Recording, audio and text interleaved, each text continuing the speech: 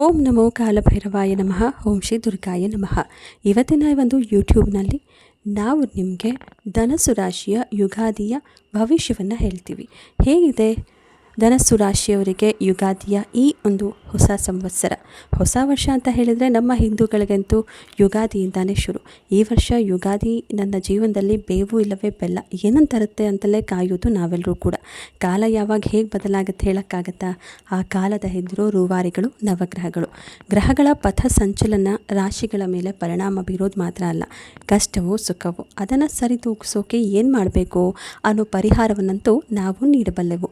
ಆದರೆ ರೀತಿ ಈ ವರ್ಷದ ಯುಗಾದಿ ಭವಿಷ್ಯ ಧನುರಾಶಿಗೆ ಹೇಗಿದೆ ಅನ್ನೋದನ್ನು ನೋಡೋಣ. 19ನೇ ತಾರೀಕು 3ನೇ ತಿಂಗಳು 2026 ಯುಗಾದಿ ಹಬ್ಬ 6:35ಕ್ಕೆ ಸೂರ್ಯೋದಯ ಆಗುತ್ತೆ. ಆ್ಯಂಡ್ ವಿಪರೀತ ರಾಜಯೋಗ ಧನುರಾಶಿಯವರಿಗೆ. ಕಳೆದ ರಾಶಿ ಏನನ್ನು ಅನುಭವಿಸಿದ್ರೋ ಅದರ 10ರಷ್ಟು ಫಲ ಈ ವರ್ಷ ಇವರಿಗೆ ಸಿಗುತ್ತೆ. ಆದರೆ ಕಷ್ಟಪಡಬೇಕು, ಸಾಧನೆಯನ್ನು ಮಾಡಲೇಬೇಕಾಗಿರುವಂತಹ ವರ್ಷ ಈ ಯುಗಾದಿಯ ವರ್ಷ. 7ನೇ ಮನೆಯಲ್ಲಿ ಅಂದರೆ ಮಿಥುನ ರಾಶಿಯಲ್ಲಿ ಗುರು ಇರೋದು ಮಾತ್ರ ಅಲ್ಲ, ನಿಮ್ಮ ರಾಶಿಯ ಅಧಿಪತಿ ಕೂಡ ಗುರುವೇ. ಗುರು ಆಗಿರೋದ್ರಿಂದ ಸಾಮಾನ್ಯವಾಗಿ ಇಟ್ಟ ಗುರಿಯನ್ನು ನೀವು ಮಿಸ್ ಮಾಡಲ್ಲ. ಹಾಗೆ ನೀವು ಏನೇ ಒಂದು ಕೆಲಸ ಮಾಡಬೇಕಾದ್ರೂ ಸ್ಪಷ್ಟವಾಗಿರಬೇಕು. ಇನ್ನು 4ನೇ ಮನೆಯಲ್ಲಿ ಶನಿ, ಸೂರ್ಯ, ಚಂದ್ರ ಇರೋದ್ರಿಂದ ಮತ್ತಷ್ಟು ಯೋಗ. ಭಾಗ್ಯಾಧಿಪತಿ ಸೂರ್ಯ ಸುಖ ಸ್ಥಾನದಲ್ಲಿದ್ದರೆ, ಬುಧ, ರಾಹು, ಕುಜ ಇರೋದ್ರಿಂದ ಸ್ವಲ್ಪ ತೊಂದರೆ ಬಿಟ್ಟರೆ ಇನ್ನಂತೂ ನಿಮಗೆ ಈ ವರ್ಷ ಸಿಕ್ಕಾಬಟ್ಟೆ ರಾಜಯೋಗ. ವಿದ್ಯಾಭ್ಯಾಸ ಹೇಗಿರುತ್ತೆ ಅಂತ ನೋಡೋದಾದರೆ ಓದಿನಲ್ಲಿ ತುಂಬಾ ಚೆನ್ನಾಗಿದೆ. ನೀವೇ ಗುರಿ ಇಟ್ಟುಕೊಂಡಿರೋದರ ಬಗ್ಗೆ ನಿಮ್ಮ ಗಮನ ಇದ್ದರೆ ಪಕ್ಕ ನೀವು ಆ ಒಂದು ವಿಚಾರದಲ್ಲಿ ಗೆದ್ದೇ ಗೆಲ್ತೀರಾ. ಇನ್ನು ಉಗಾದಿ 2026 ನಂತರ ಧನು ರಾಶಿಯವರಿಗೆ ನಿಧಾನವಾಗಿ ಶುಭ ಸಮಯ ಆರಂಭ ಆಗುವಂತಹ ಸಾಧ್ಯತೆ ಹೆಚ್ಚು. ಹಳೆಯ ಸಮಸ್ಯೆಗಳು ತುಂಬಾ ಕಡಿಮೆಯಾಗ್ತಾ ಹೊಸ ಅವಕಾಶಗಳು ಕೂಡ ನಿಮಗೆ ಎದುರಾಗುತ್ತೆ. ನೀವು ತೆಗೆದುಕೊಳ್ಳುವಂತಹ ನಿರ್ಧಾರಗಳು ಭವಿಷ್ಯದಲ್ಲಿ ಉತ್ತಮ ಫಲವನ್ನು ನಿಮಗೆ ನೀಡ್ತಾ ಹೋಗುತ್ತೆ.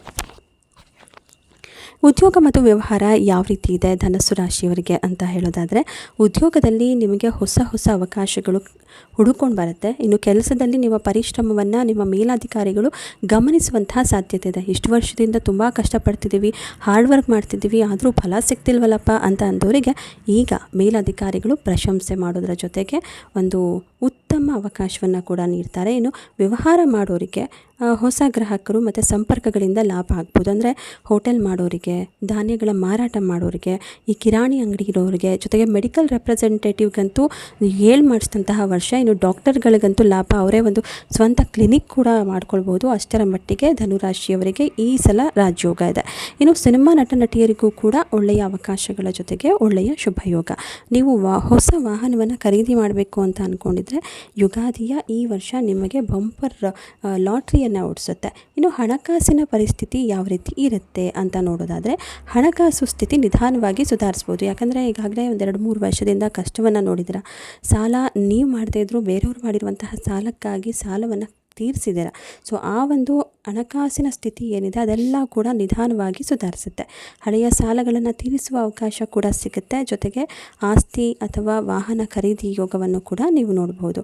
ಆ್ಯಂಡ್ ಈ ಸಲ ನೀವು ಅಂದ್ಕೊಂಡಂಗೆ ಲ್ಯಾಂಡ್ ಪರ್ಚೇಸ್ ಮಾಡೋದಾಗಿರ್ಬೋದು, ಫಾರ್ಮ್ ಹೌಸ್ ಮಾಡೋದಾಗಿರ್ಬೋದು, ಅಥವಾ ಮನೆ ಕಟ್ಟೋದು, ಇನ್ನು ನಾನು ಗೋಲ್ಡ್ ತೊಗೋಬೇಕು, ಗೋಲ್ಡ್ ಮೇಲೆ ಇನ್ವೆಸ್ಟ್ ಮಾಡಬೇಕು ಅಂತ ಅಂದ್ಕೊಂಡಿದ್ರೆ ಅಂಥವ್ರಿಗೂ ಕೂಡ ರಾಜಯೋಗ.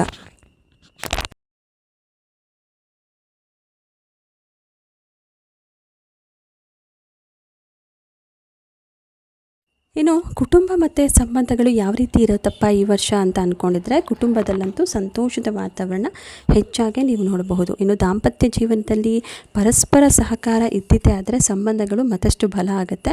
ಮದುವೆಯಾಗದವರಿಗೆ ಈ ವರ್ಷ ವಿವಾಹ ಯೋಗ ಕಾಣುವಂತಹ ಸಾಧ್ಯತೆ ಹೆಚ್ಚು. 3ನೇ ಮನೆಯಲ್ಲಿ ರಾಹು ಇರೋದರಿಂದ ಅಣ್ಣ ತಮ್ಮಂದಿರ ನಡುವೆ ಸ್ವಲ್ಪ ಜಗಳ ಶುರುವಾಗುತ್ತೆ. ಇನ್ನು ಹಿರಿಯ ಸಹೋದರ ಅಥವಾ ಕಿರಿಯ ಸಹೋದರ ಯಾರೇ ಇದ್ದರೂ ಕೂಡ ಒಂದು ಸ್ವಲ್ಪ ಆರೋಗ್ಯದಲ್ಲಿ ವ್ಯತ್ಯಯ ಉಂಟಾಗುವ ಸಾಧ್ಯತೆ. ಇನ್ನು ತಂದೆಯೊಟ್ಟಿಗೆ ಮನಸ್ತಾಪ ಬರೋದರಿಂದ ಮಾತಿನ ಮೇಲೆ ಸ್ವಲ್ಪ ಹಿಡಿತಾ ಇರಲಿ. ಇನ್ನು ಮಕ್ಕಳಿಗಾಗಿ ಕಾಯ್ತಾ ಇದ್ದರೆ 7ನೇ ಮನೆಯಲ್ಲಿ ಗುರುವಿನಿಂದ ಸಂತಾನ ಪ್ರಾಪ್ತಿ ಯೋಗ ಇದೆ. ಆರೋಗ್ಯದ ವಿಚಾರದಲ್ಲಿ ಹುಷಾರಾಗಿರಬೇಕು. ಸಾಮಾನ್ಯವಾಗಿ ಆರೋಗ್ಯ ಚೆನ್ನಾಗಿರುತ್ತೆ, ಆದರೆ ಗ್ಯಾಸ್ಟ್ರಿಕ್ ಸಮಸ್ಯೆ ಹೆಚ್ಚಾಗುತ್ತೆ. ಇನ್ನು ಸ್ತ್ರೀಯರಿಗೆ ಗರ್ಭಕೋಶದ ಸಮಸ್ಯೆ ಬರುವಂತಹ ಸಾಧ್ಯತೆ ಇದೆ. ಸ್ಕಿನ್ ರಿಲೇಟೆಡ್ ಇಶ್ಯೂಸ್, ಲಂಗ್ಸ್ ಈ ರೀತಿಯ ಒಂದು ವಿಚಾರವಾಗಿ ಜಾಗರೂಕರಾಗಿರಬೇಕು. ಆಹಾರ ಪದ್ಧತಿಯಲ್ಲಿ ಸ್ವಲ್ಪ ಜಾಗ್ರತೆ ಅಗತ್ಯ. ಜೊತೆಗೆ ನಿಯಮಿತ ವ್ಯಾಯಾಮ ಹಾಗೆ ಯೋಗ ಮಾಡೋದರಿಂದ, ವಾಕಿಂಗ್ ಮಾಡೋದರಿಂದ ಆರೋಗ್ಯ ಕೂಡ ಉತ್ತಮ ಆಗಿರುತ್ತೆ.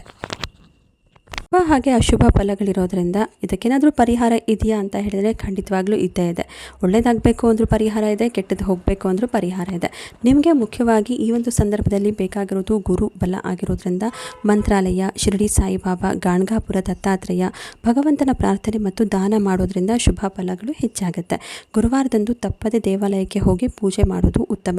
ಇನ್ನು ದಕ್ಷಿಣಾಮೂರ್ತಿಯ ಶಿವನಿಗೆ ಕಡಲೆಕಾಳು ನೈವೇದ್ಯ ಮಾಡಿ ಹಂಚಿದ್ರೆ ಒಳ್ಳೆಯದಾಗುತ್ತೆ.